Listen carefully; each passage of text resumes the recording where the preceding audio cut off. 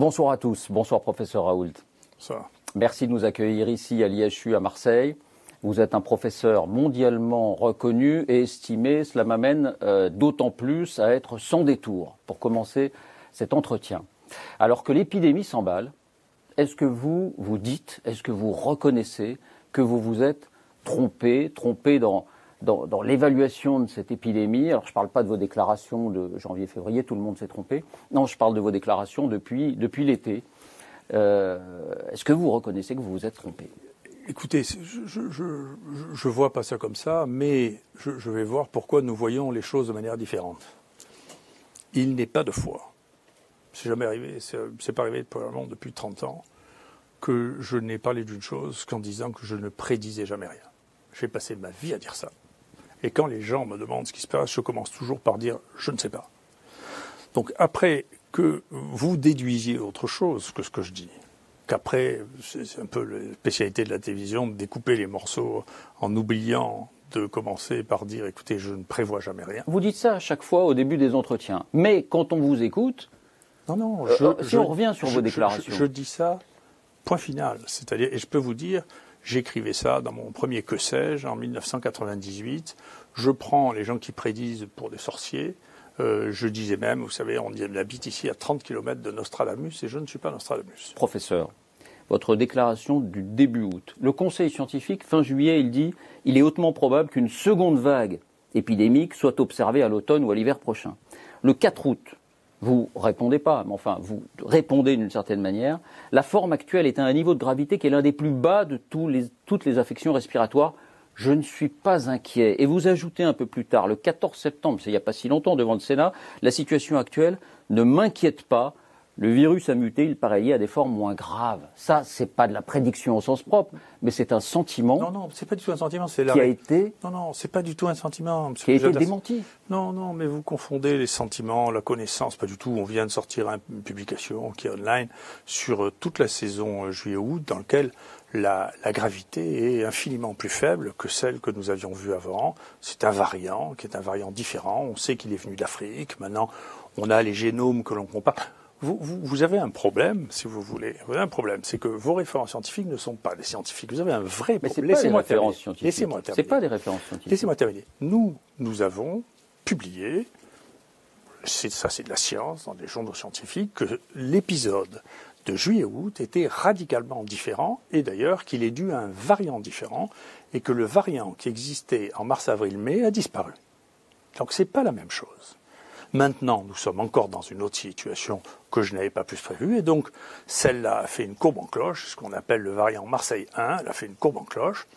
Elle était de manière incroyablement moins dangereuse que tout ce que nous avions vu. Et y compris, ici, on a une professeure d'hématologie qui surveille parce que ça donne des troubles de la coagulation, en disant, pour cette épidémie-là, je ne sers à rien. Il n'y a aucun trouble épidémique. Vous êtes en train de nous dire que ce n'est pas la même épidémie. C'est pas la même. On ne parle plus du coronavirus. Non, mais vous parlez du coronavirus. On parle quand même du coronavirus. Non, mais vous parlez du coronavirus, mais ça n'est pas... Il se trouve que... Mais vous voyez bien, c'est qu'on a un niveau de savoir qui n'est pas le même. Oui. Et donc, vous m'opposez des notions, si vous voulez, de collège. Si vous voulez, moi je vous parle en scientifique et vous n'entendez pas ce que je dis. On ne va pas remettre ce dialogue-là parce que je n'ai aucune prétention scientifique.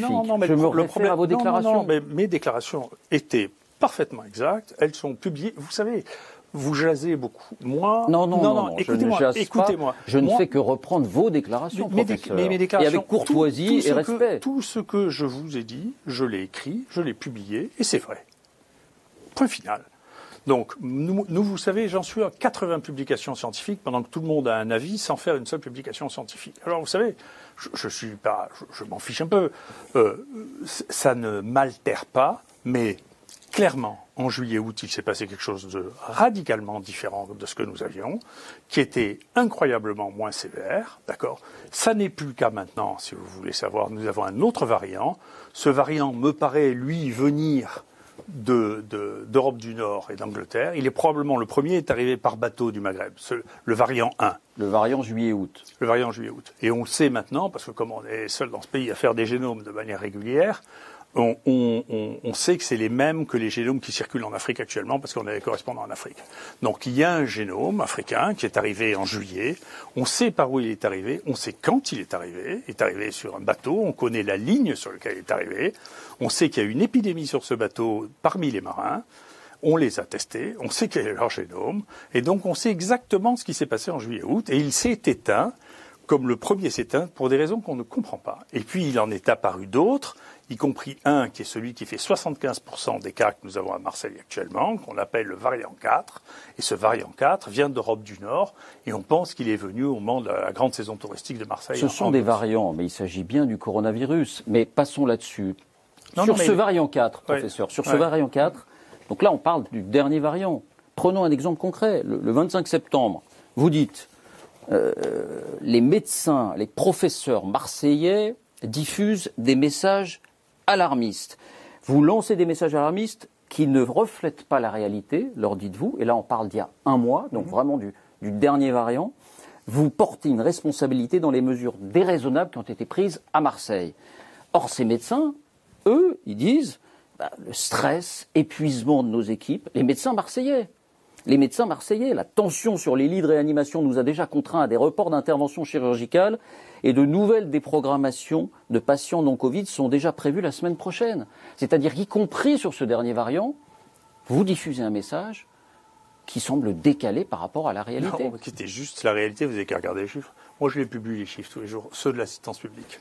Donc, il y avait la courbe d'hospitalisation. Nous, on le savait parce qu'on avait des lits vides à ce moment-là. C'est pas possible qu'on ait des lits vides et qu'on soit saturé. On avait des lits vides.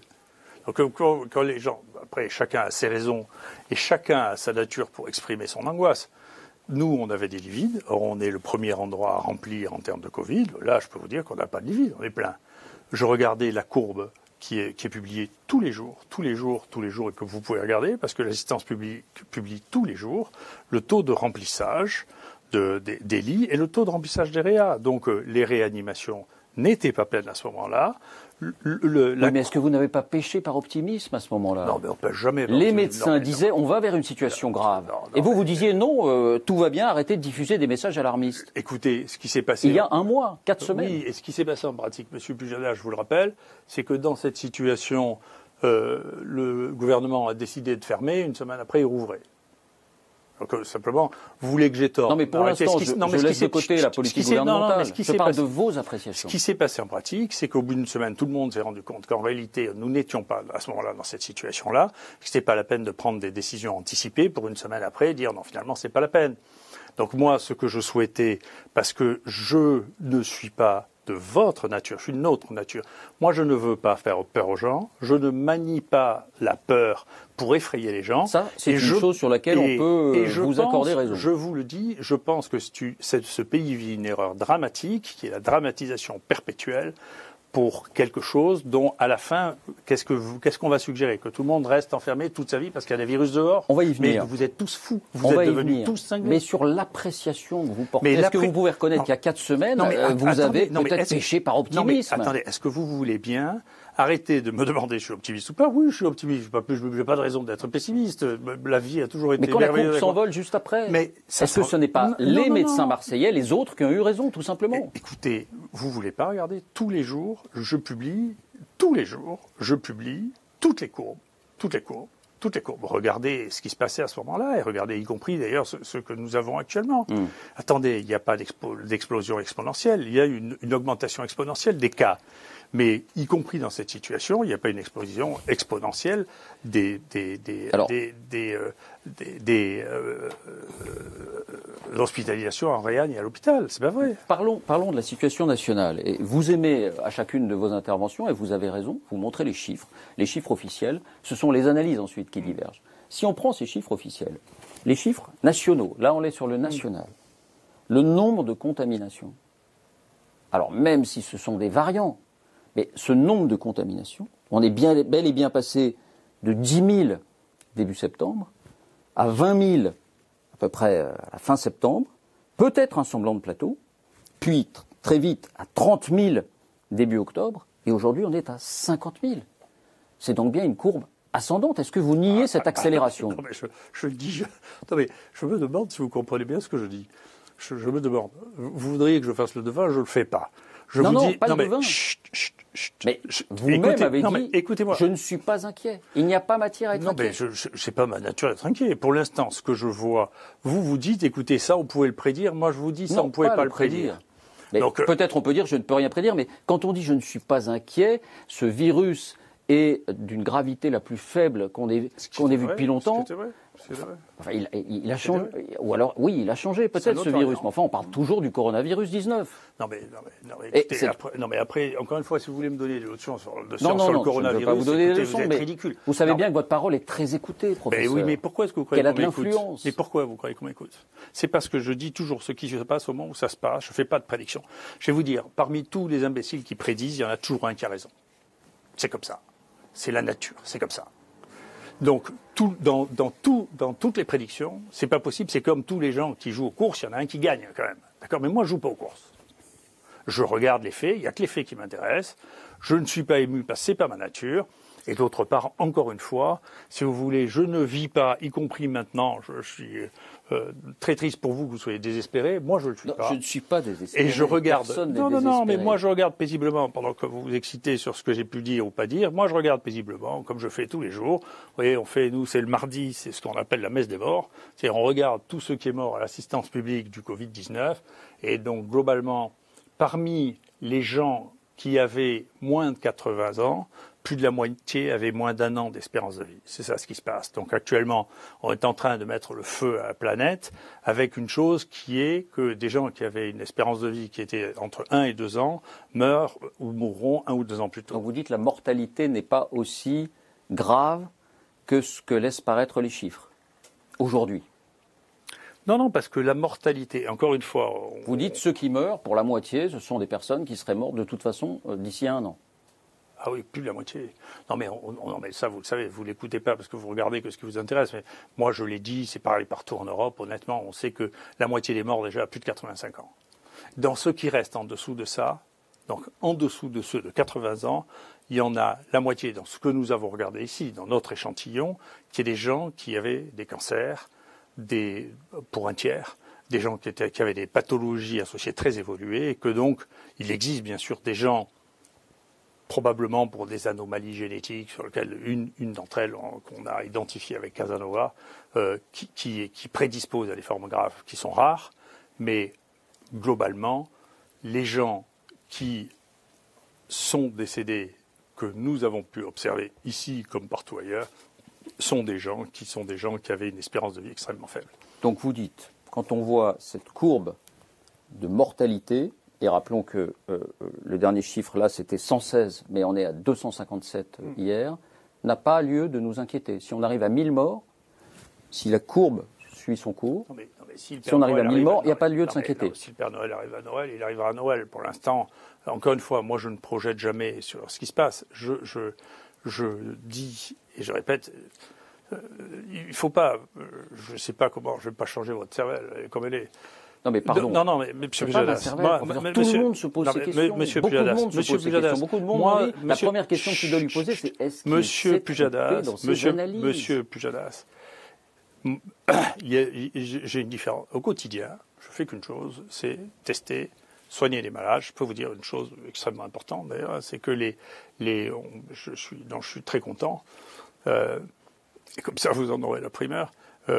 On a un problème ici, c'est que les réanimations ont des difficultés à accepter des gens de plus de 80 ans.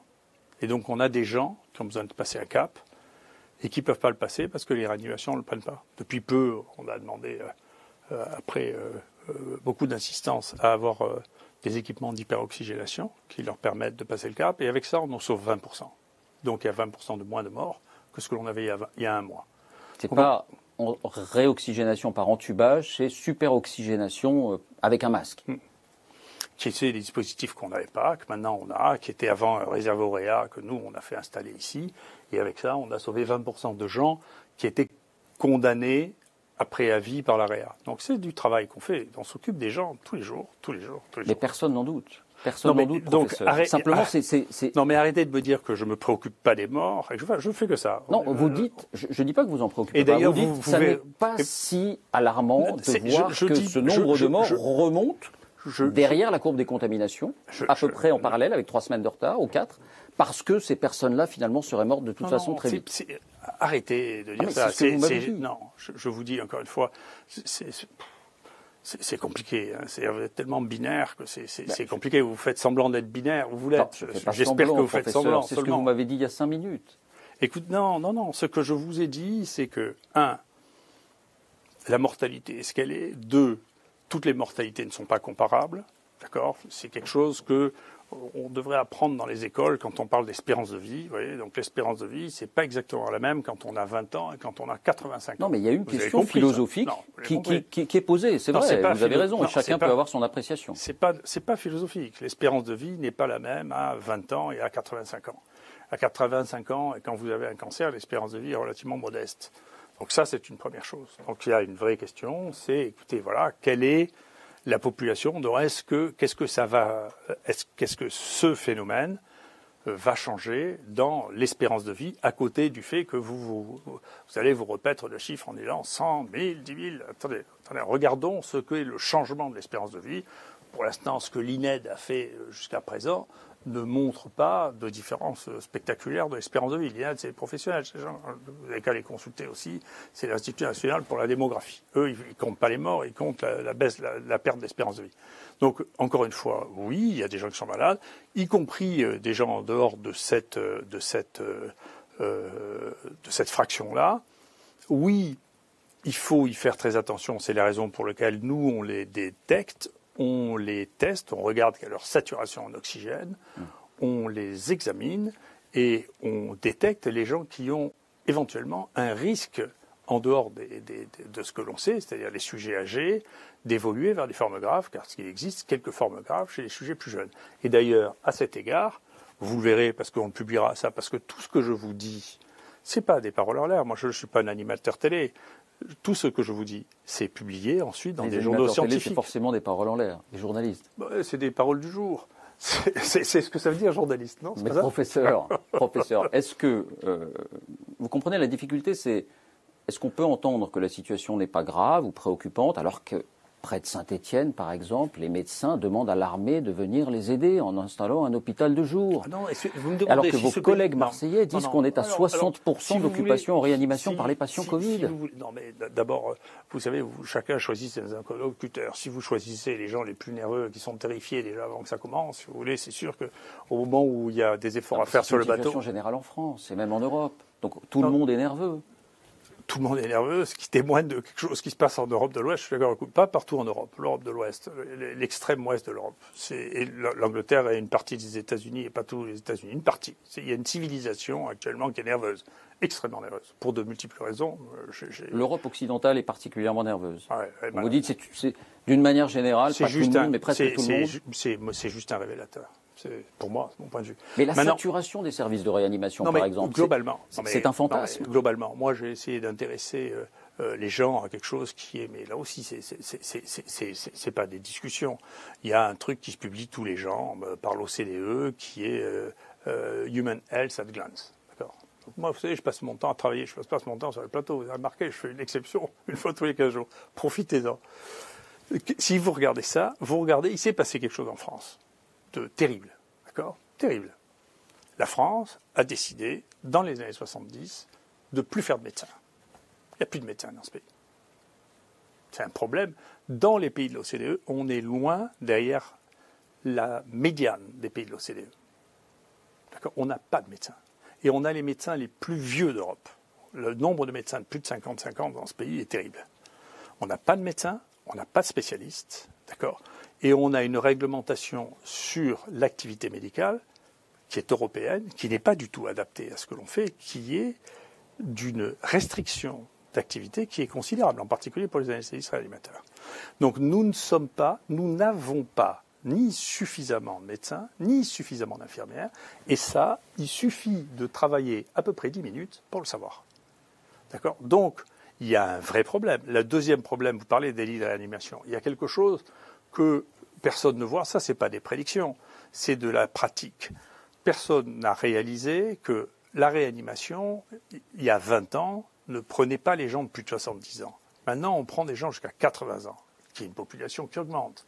Ils restent plus longtemps en réanimation. On a plus besoin de réanimation. Et donc, cette évolution de l'activité est une évolution de l'activité qui, celle-là, était simplement suspectable sur l'augmentation de l'espérance de vie et l'augmentation de la qualité de la prise en charge de la réanimation. Donc, bien sûr, il y a des problèmes structurels dans ce pays et les crises révèlent les problèmes structurels. Beaucoup pourraient partager ce jugement sur ces problèmes structurels. Oui. En tout cas, sur peut-être le manque de lits, le manque de médecins, en particulier aux réanimations, le manque d'infirmières. Mais au-delà, et pour revenir sur la situation d'aujourd'hui, quand vous dites « je ne fais pas de prévision », pardon, je voudrais vous ramener un peu plus en arrière. Vous disiez, à la fin du mois d'avril et au début du mois de mai, vous disiez « il n'y aura pas de rebond ». La deuxième vague, c'est de la science-fiction. Cette histoire de rebond, c'est une fantaisie, le virus va disparaître cet été. Vous le disiez, alors vous dites je ne fais pas de prévision, mais quand vous dites ça, comment voulez-vous qu'on n'entende pas une prévision? Ça ressemble à tout, globalement, et en particulier une prévision. Non, mais globalement, c'est que là, vous vous mêlez d'un débat pour lequel vous ne pouvez pas vous mêler, c'est que vous considérez que c'est la même chose, et moi je considère que ce n'est pas la même chose. Parce que le virus a changé. Oui, mais en même temps, vous dites c'est toujours le coronavirus 19. Oui, mais si vous c'est voulez, toujours les hôpitaux mis sous pression. C'est toujours la mortalité qui remonte. C'est toujours les contaminations qui sont en train de s'envoler. Vous avez raison. Expliquez-moi ce que c'est une bonne fois. Puis comme ça, je comprendrai. Je ne vous explique pas, mais comprenez que pour les hôpitaux, c'est la même épreuve. Pour les familles qui perdent un proche, c'est la même épreuve.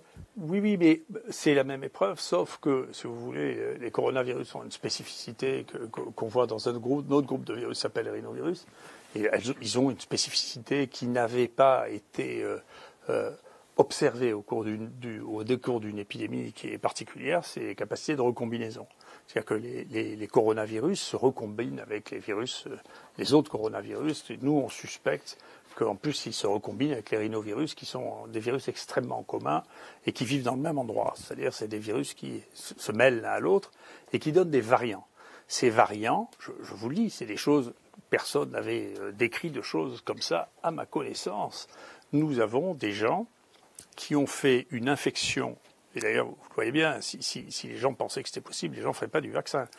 Nous avons des gens qui ont fait une infection en mai, qui ont fait une infection en août, avec un autre variant qui n'a rien à voir, et qui, entre les deux, avait une immunité des anticorps.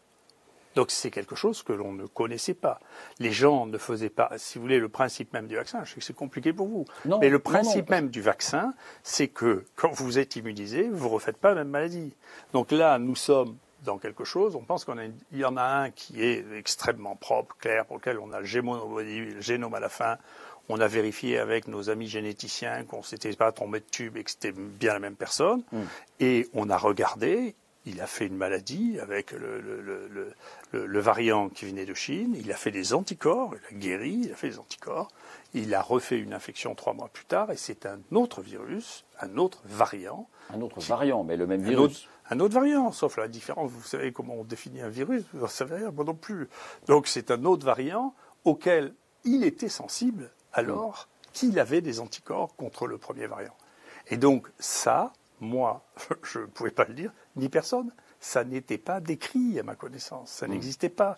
Vous ne faites pas 2 fois une grippe A, ni 2 fois une grippe B, ni 2 fois un VRS dans l'année. Ça n'existe pas. Je vous pose la question autrement. Est-ce que vous convenez qu'il y a des règles de prudence, qu'on appelle les gestes barrières, le port du masque dans certaines circonstances, à observer? Vous avez fini avec ça? Non, je n'avais pas fini, mais j'attaque le sommet par la face ouest. Oui.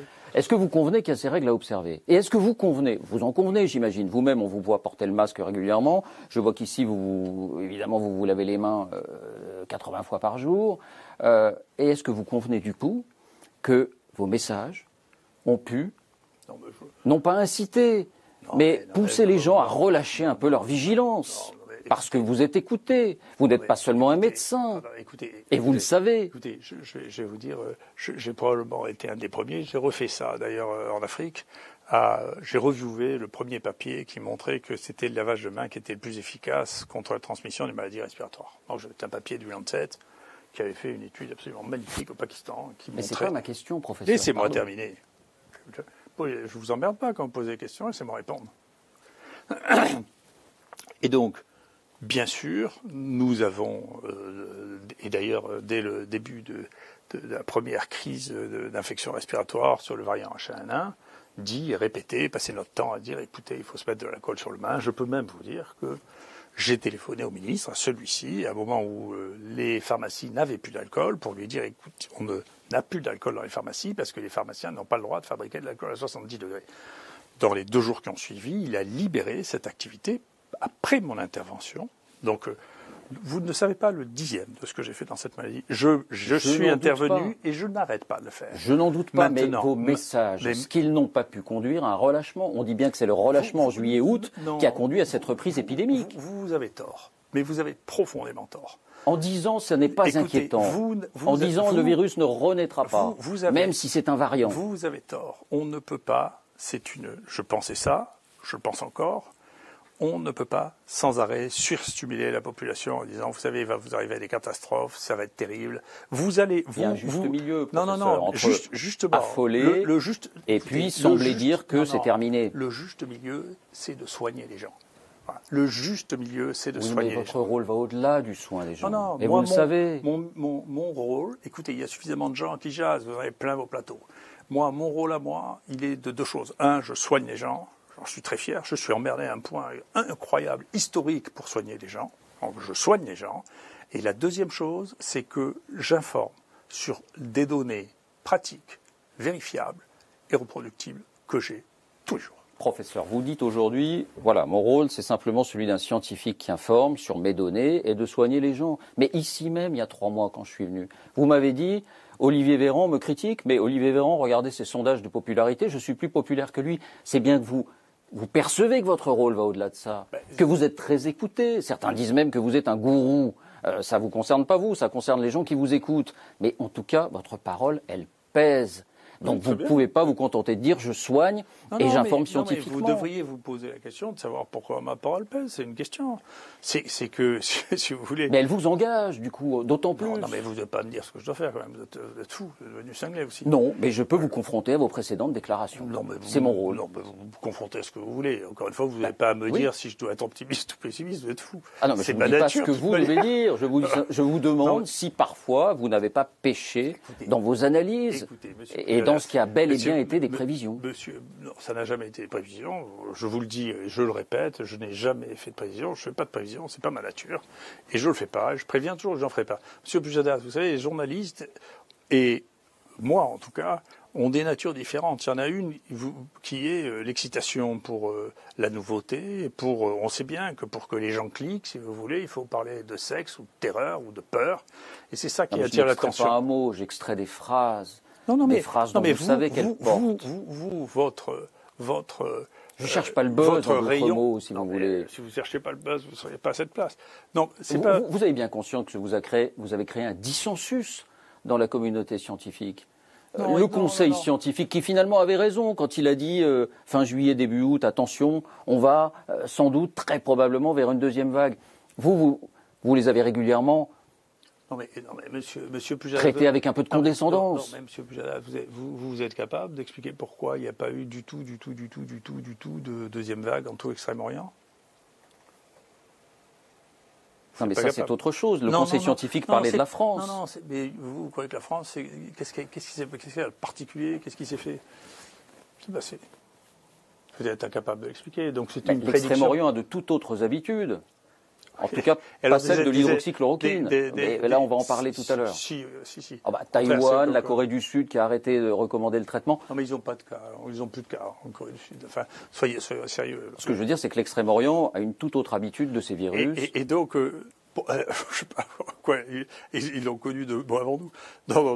Non, c'est pas sérieux. C'est pas sérieux. C'est-à-dire que, mais si vous voulez, une fois, ce que vous êtes en train de faire là, une fois, je l'ai fait en montrant un tour de carte où j'ai toujours raison. Vous faites la même chose que moi, je sais le faire. Hein. C'est-à-dire, vous me dites, regardez, ils ont prédit. Moi, je vous dis, non, mais écoutez, attendez, ça s'est pas passé du tout dans les 3/4 du monde. Ben, ça s'est passé en France. J'ai une idée de la raison pourquoi. En réalité, je pense qu'effectivement, autant je ne suis pas sûr que le confinement avait une efficacité, autant je pense que la fermeture des frontières en avait une. Et c'est ce que les Chinois ont fait, c'est ce que les Italiens ont fait pour bloquer dans le sud, et que donc il s'est passé que en France, on a eu un afflux de gens qui arrivaient avec des variants qui étaient nouveaux, et que ces variants nouveaux sont implantés. C'est ce que je crois. C'est-à-dire que ça s'est pas passé en Chine parce que le flux d'étrangers qui sont arrivés en Chine par rapport à la population n'a rien à voir. Donc pour vous, l'Europe occidentale est plus ouverte au mouvement de population, et c'est peut-être ce qui explique, pas seulement, mais ce qui expliquerait qu'elle soit plus touchée. D'une part, en tout cas, ce qui se passe là maintenant, moi je vois bien sur l'analyse des données que j'ai, les sources d'importation. Donc je vois bien, comme tout le monde a vu, que le premier il venait de Chine en passant par l'Italie, parce que encore une fois, on a la trace des génomes. Je vois bien que celui qu'on a eu cet été, il venait du Maghreb. Et après, d'ailleurs, tout le monde l'a vu, les bateaux ont cessé de circuler parce qu'on savait que ça arrivait comme ça. Et ensuite, je vois bien que ceux que nous avons maintenant, ce qu'on appelait le variant 4, vient d'Europe du Nord, je vois bien. Bon. Donc ça, c'est bien lié à des mouvements de circulation. Donc c'est vrai qu'il y a la circulation, c'est-à-dire en pratique la mondialisation avec des virus contagieux, comporte le risque qu'il y ait une transmission. Après, maintenant, il y a quelque chose qui est un peu différent. Les États-Unis, qui ont assez rapidement fermé leurs frontières, ont été très touchés aussi. Mais oui, mais sauf que on va pas ouvrir le débat sur les États-Unis. Les États-Unis, c'est un continent en soi. Si on ramène la situation, si on revient à la situation d'aujourd'hui, on s'attend à ce qu'il y ait de nouvelles mesures. Emmanuel Macron dit qu'on pourrait s'exprimer lui-même demain. En tout cas, le gouvernement devrait annoncer de nouvelles mesures demain. Est-ce que vous convenez, vous, qu'il faut mettre, non pas un coup d'arrêt, parce qu'on n'arrivera pas à l'arrêter complètement, mais qu'il faut mettre un coup de frein majeur à la circulation du virus aujourd'hui? Ah oui, si quelqu'un sait comment on fait, oui. Mais sur le principe, vous dites, on ne peut pas s'en passer. C'est-à-dire, encore une fois, mettre un coup de frein massif à la circulation, donc aux contaminations, qui, après-demain, seront les réanimations et peut-être pour une infime minorité les morts. Si vous voulez, encore une fois, personnellement, je suis pas comme vous et je fais pas de politique pour ça. Je suis un scientifique, donc j'ai trop d'interrogations. C'est pour ça que vous me dites des choses qui ne me concernent pas. J'ai trop d'interrogations, si vous voulez, pour prendre des décisions simples de nature sociale. Je ne sais pas le faire. Sans entrer pour l'instant dans la nature de ces décisions, est-ce que vous pensez qu'il faut agir ou qu'on peut laisser les choses telles quelles? À l'heure actuelle, je ne prononce pas là-dessus parce que je vois différentes stratégies se mettre en place, y compris en Europe. Donc la Suède a pris une stratégie à part, l'Allemagne a pris une stratégie à part.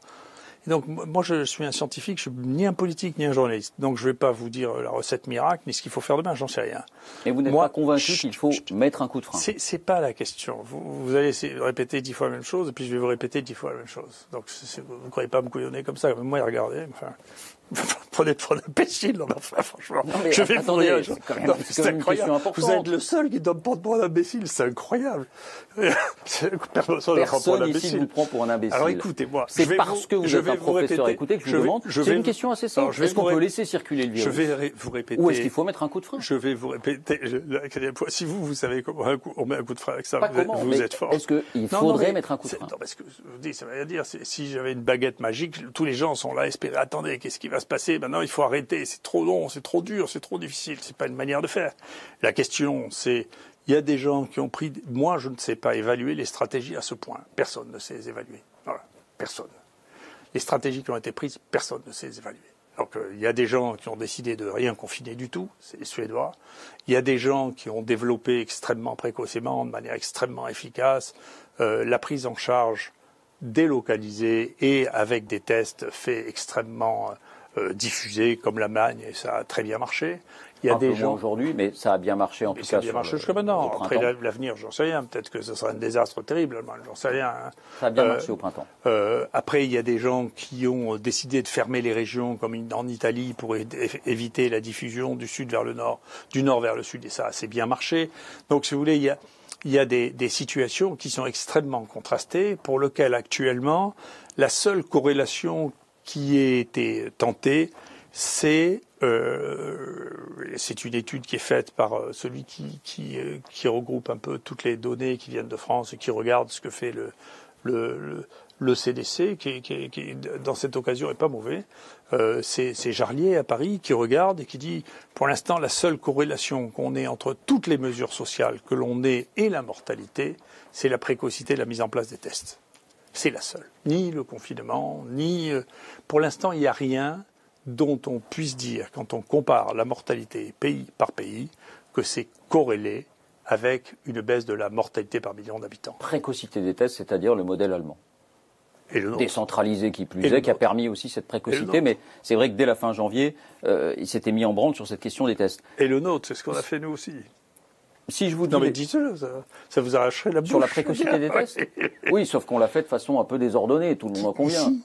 Non, nous, ah non, vous, Marseillais. Vous, les Marseillais. Non, je ne veux pas généraliser. Moi, je ne fais pas de généralité. Donc, bon, d'accord. Moi, je parlais au niveau national. Mais vous êtes parisien, vous croyez que tout se passe à Paris. Et moi, je suis d'ici. Je suis français. Je vois que tout ne se passe pas tout à Paris. Pas uniquement marseillais, mais je reconnais que vous êtes évidemment, on vous attend aussi sur Marseille. Ce que je comprends de ce que vous dites, c'est que vous n'avez aucune certitude sur l'efficacité du confinement. Du confinement tel qu'il a été pratiqué au printemps, vous n'avez pas la certitude qu'il a mis un coup de frein majeur à la dissémination du virus. Non. Vous n'en avez pas de conviction là-dessus? Non, je ne sais pas. Je n'ai pas de conviction compte non plus. Hein, mais parce que quand on voit cette courbe, le confinement il est appliqué là, il y a une semaine ou 15 jours de retard, et puis on observe une chute énorme. Alors peut-être c'est une coïncidence. Non, vous savez ça, je m'excuse, vous savez, c'est la courbe épidémique que l'on a. Et c'est pour ça que la deuxième partie était vraiment une surprise. C'est la courbe épidémique que l'on a dans toutes les infections respiratoires annuelles. Une chute aussi rapide. Oui, oui. Une chute aussi rapide. Non, je suis content que vous découvriez les infections respiratoires, mais c'est toujours comme ça. Bon. Que ce soit la grippe, que ce soit le VRS. On a publié ça, il faut regarder vos articles. On a publié ça sur 20 virus différents. On dit un mot quand même de l'hydroxychloroquine. Combien de pays la recommandent dans le monde aujourd'hui? 11 pays seulement. 11 pays, alors Venezuela, Panama, Costa Rica, l'Ouzbékistan, l'Ukraine, l'Algérie, le Maroc, l'Égypte, l'Inde. Le Sénégal, le Congo, alors, le Mali. Elle peut être utilisée, mais je ne crois pas qu'il y ait de recommandation officielle. En tout cas, beaucoup de pays ont renoncé à recommander l'hydroxychloroquine. Non, mais la Corée du Sud, la Suède, l'Italie, l'Allemagne, la Corée du Sud, les États-Unis au niveau fédéral. Non, mais les États-Unis, c'est comme tout, vous refaites le coup de carte, j'ai toujours raison. Non, aux États-Unis, il y a la moitié des États dans lesquels ils sont. La moitié au niveau fédéral, l'Agence du médicament a dit nous ne recommandons plus l'hydroxychloroquine. Alors qu'elle l'a recommandé. Encore une fois, les États-Unis, c'est une fédération d'États. Dans les États, vous savez qu'en plus de ça, c'est les États démocrates qui sont contre l'hydroxychloroquine et les États républicains qui sont pour. Donc les choses sont plus compliquées que ça. Elles sont très complexes. Hein. Bon, mais l'administration centrale ne la recommande plus. Est-ce que, là aussi, vous ne vous dites pas, peut-être que j'ai surestimé l'efficacité de l'hydroxychloroquine? Non, mais c'est pas la question ne se pose pas comme ça. Si vous voulez, si vous pensez, ou si quelqu'un pensait qu'il y avait une pilule miracle, moi je serais content de voir une pilule miracle. Nous, globalement, si vous voulez, dans les gens qu'on a pris en charge, et on a pris beaucoup en charge, puisqu'il y a 13 000 personnes qui ont été prises en charge ici sur le plan thérapeutique, ici, dans cet endroit-là. On n'a pas eu de mort injustifiable chez les gens qui ont été traités. C'est pas arrivé. Vous dites, j'ai eu 0,45% de mortalité.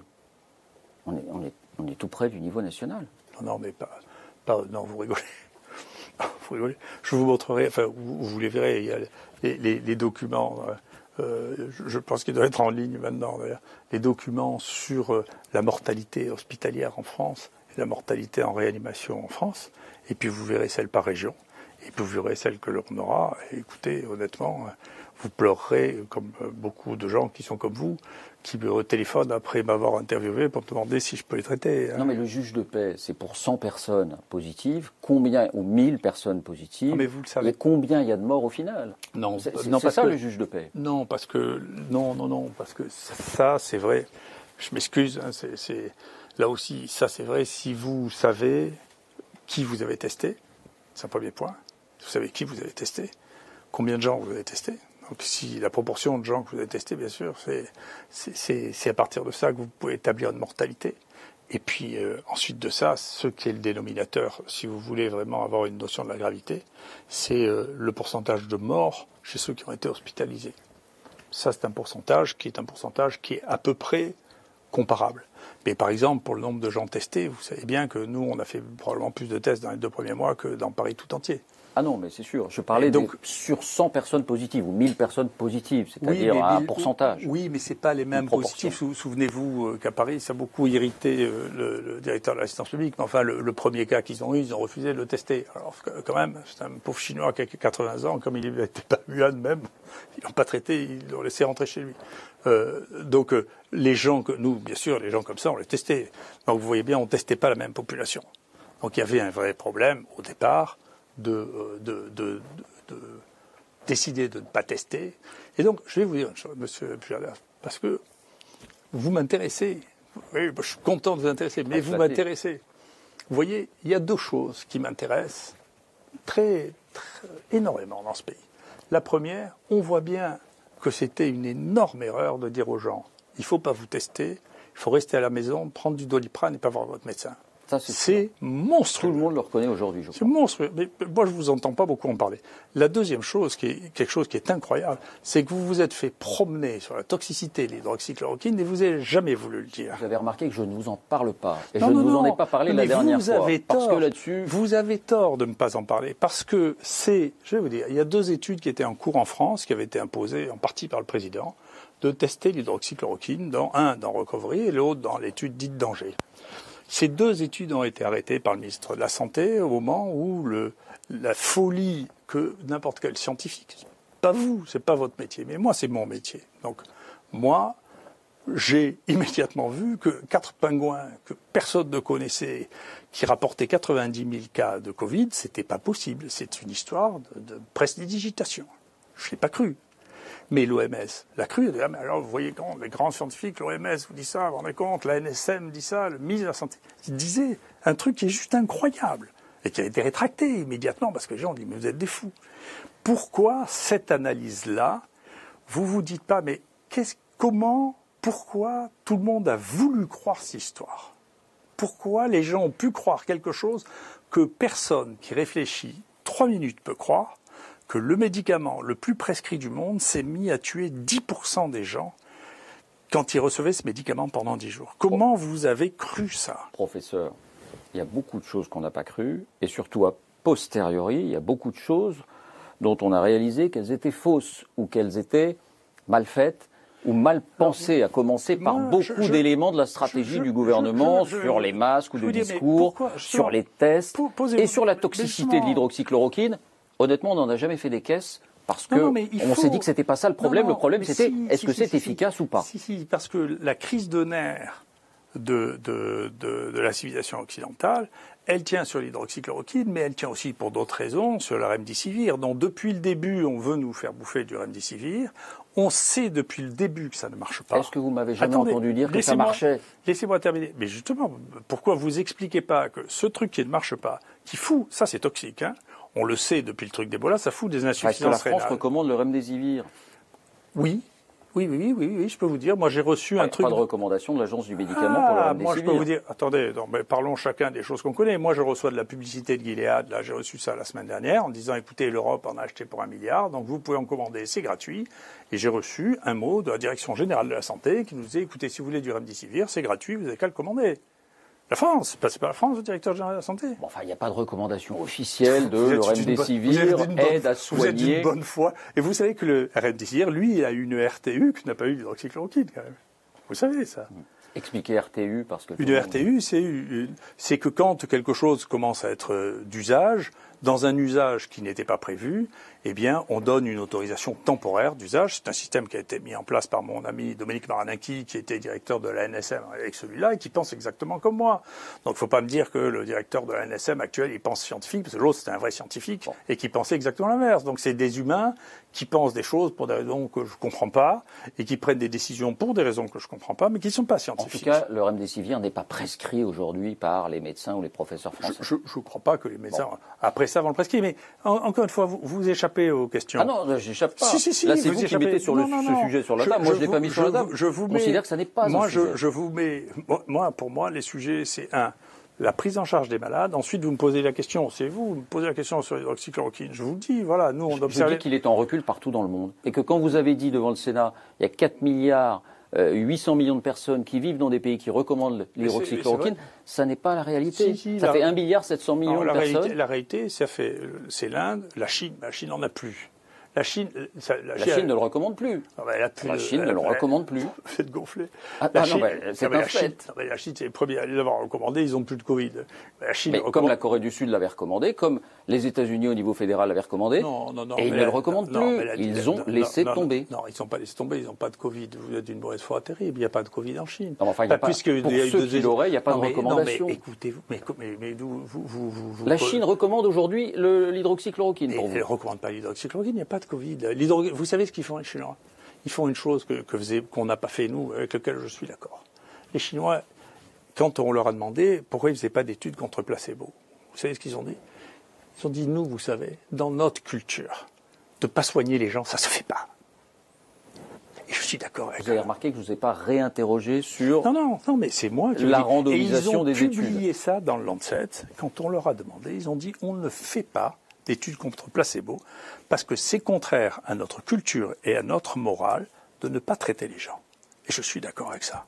D'accord. Et la Chine disait, la Chine disait, et continue à dire, et continuera à dire, écoutez, traitez les malades comme vous voulez, mais ne mettez pas plus de 3 antiviraux à la fois, ce qui fait que dans les séries chinoises, vous trouvez des gens qui ont de l'hydroxychloroquine, qui a du lopinavir, qui a des herbes chinoises, qui a de l'interféron alpha, et donc la Chine n'a jamais interdit l'usage de l'hydroxychloroquine. Et encore interdit, non, je parlais de recommandations parce que c'est vous qui en parliez. Mais pardon d'ailleurs, au passage, professeur, la Chine a confiné. Et avec quelle force? Et c'est peut-être aussi comme ça qu'elle a mis un terme à la circulation du virus. Bon. Moi, je ne vous ai pas dit non. Vous savez, il y a une différence entre vous. Vous croyez qu'on peut tout savoir et moi non. La plupart du temps, je réponds je ne sais pas et je ne peux pas prédire. Et vous devriez me faire dire l'inverse. Non, c'est la géographie. On regarde les expériences des uns et des autres. On arrive au terme de cet entretien et je voudrais vous citer un autre propos que vous avez tenu le 20 août. Il ne faut pas avoir honte de changer d'avis si on sait trop. Tout à fait. On a l'impression que vous, c'est... J'ai eu tout bon sur toute la ligne. Je ne sais pas de quoi vous parlez. Depuis tout à l'heure, il n'y a aucun de vos propos dont vous vous dites « je ne le redirai pas ». Ah ben ça, je peux vous dire, si. Il y a une chose, c'est que, je peux vous dire une chose, c'est que ce que je n'avais jamais vu, et que donc je ne prédisais pas, je prédis rien, mais j'ai dû dire à un moment, écoutez, ça me paraît hautement improbable, c'est que une population qui avait vu passer une épidémie puisse faire dans les 3 mois qui suivent une autre épidémie, et quelque chose que je ne prédisais pas, qui n'a jamais été vu dans les infections virales respiratoires, qui est quelque chose de nouveau, et qui est expliqué de mon point de vue par le fait qu'il y a des variants qui sont résistants à l'immunité acquise par le premier variant. Donc ça, c'est quelque chose que je n'ai jamais vu. Je ne savais pas que ça pouvait exister. C'est un modèle qu'on ne connaît pas. Moi, je ne le connais pas. Encore une fois, je vous le dis, on vient de publier sur quelques années 12 000 tests positifs avec tous les virus respiratoires. On voit toutes les courbes sont en cloche comme ça. Et puis voilà, sont en cloche. Il y en a une qui est différente, c'est celle des rhinovirus, qui est toute l'année comme ça. Je ne savais pas. Et personne n'avait vu d'épidémie d'infection respiratoire qui se déroule de cette manière-là. Donc, très bien, maintenant je sais que ce modèle existe, c'est bien. Voilà, je ne savais pas que ce modèle existait, mais personne ne le savait, de mon point de vue. Personne ne le savait, mais ceux qui ne le savaient pas, comme vous ne le saviez pas, on dit du coup, soyons prudents, appliquons le principe de précaution, souvent appliqué à l'excès, je vous le concède, vous l'avez écrit dans plusieurs de vos livres. Mais là, en l'occurrence, peut-être que ce principe de précaution, il était très très utile. Non, mais j'en sais rien du tout. Si vous voulez, moi, je crois plus au principe d'action. J'ai d'ailleurs développé très précisément. Moi, j'ai rien du tout contre le principe de précaution. C'est pas. Vous vous êtes moqué du Conseil scientifique en disant qu'il était trop alarmiste. Je me suis moqué du conseil scientifique pour bien d'autres raisons, mais je me suis moqué du conseil scientifique pour des raisons qui sont bien plus complexes que celle-là. Encore une fois. Mais aussi pour celle-là. Non, mais encore une fois, si vous voulez, si vous aviez lu mon avant-dernier livre sur les épidémies, les gens qui ont prédit des millions de morts pour tous les épisodes chaotiques que nous avons eus depuis 20 ans, on en a eu beaucoup. Donc, si vous voulez, il y a toujours des gens qui prédisent qu'il va y avoir des catastrophes. La plupart du temps, ces catastrophes ne se passent pas. Une fois de temps en temps, d'ailleurs, si vous aviez lu la dernière ligne de ce livre, je vous le conseille, pas très cher, c'est il faut faire attention, pas faire comme Pierre et le loup, parce qu'un jour, le loup va arriver. C'est comme ça que je conclue mon livre, quand même. Donc, je ne savais pas que ça serait le Covid-19, le loup, j'en savais rien du tout. Hein. Mais, simplement... C'est le loup pour vous, aujourd'hui. Ah, c'est grave.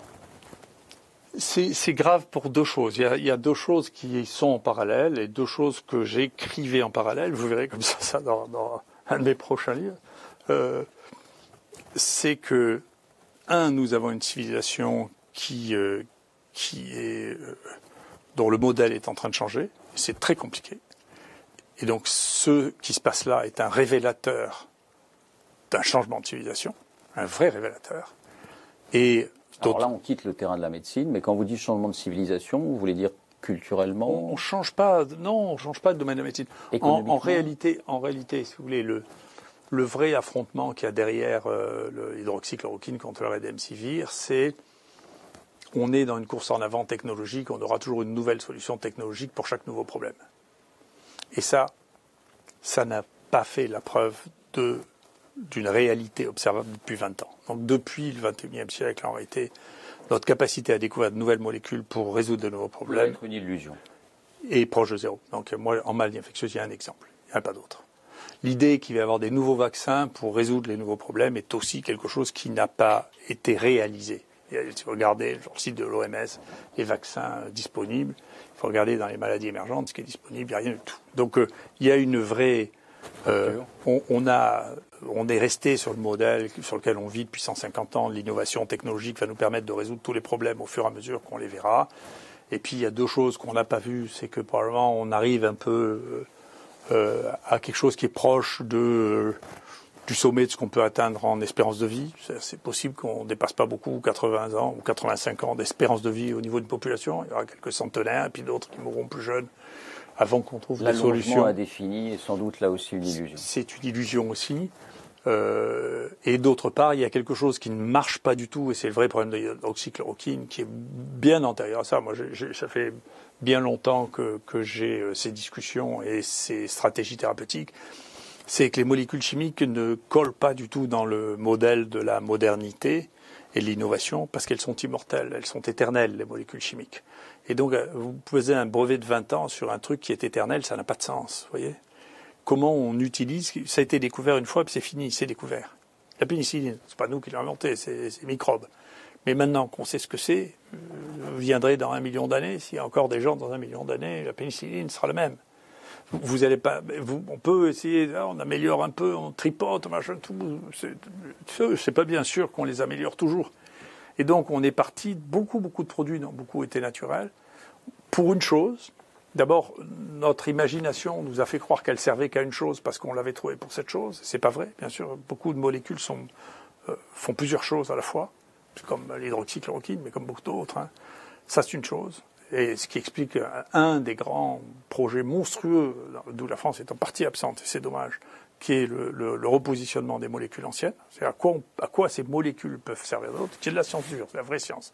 Malheureusement, c'est les Chinois qui se ruent là-dedans, encore une fois.